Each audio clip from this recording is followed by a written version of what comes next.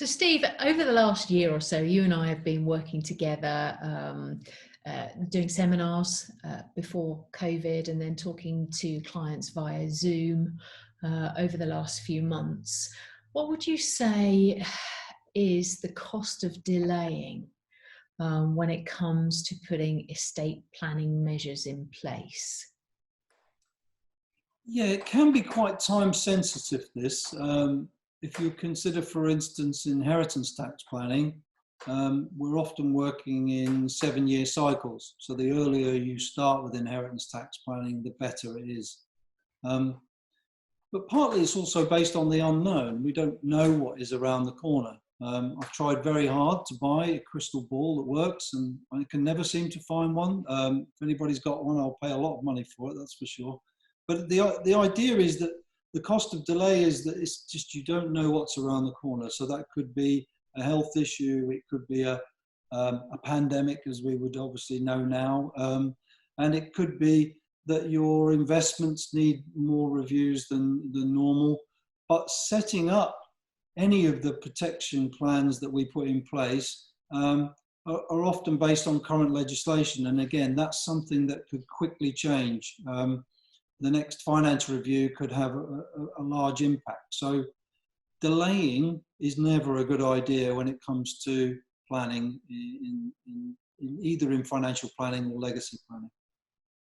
Yeah, and I think we both can think of one client that we've talked to over recent weeks who, was taken ill very soon after we had a conversation, after they came to one of our seminars. And potentially could have disturbed their family's life massively. Thankfully, they're still around to put their planning in place, but that could have been a very significant change in their family's destination. Yeah, very much so. And I don't know about you, but every time I put something off, I always regret it. I always think it's better to be proactive. And I remember hearing a statistic that people who make wills live longer.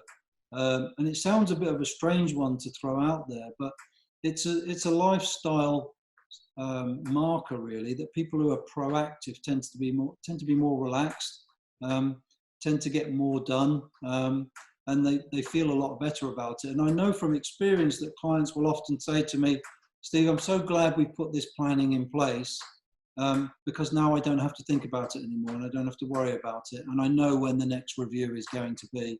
So the cost of delay can have impact in many different ways. Well, these things take time to consider and think about, don't they? And a bit of discussion, and including the family perhaps in those conversations. So it's unrealistic to think that you can make decisions today and the planning is done tomorrow. In reality, it takes a few weeks to get things properly set up. And so the sooner you embark on that journey, the sooner it's all in place and dealt with. Yeah, and it's like anything.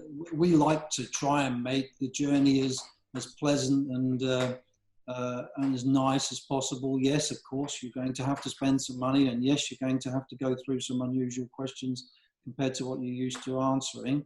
But overall, we feel that at Legacy that we have that ability to help people through that process, to hold their hands, to take them through what can be some difficult decisions, but also some very, very important decisions.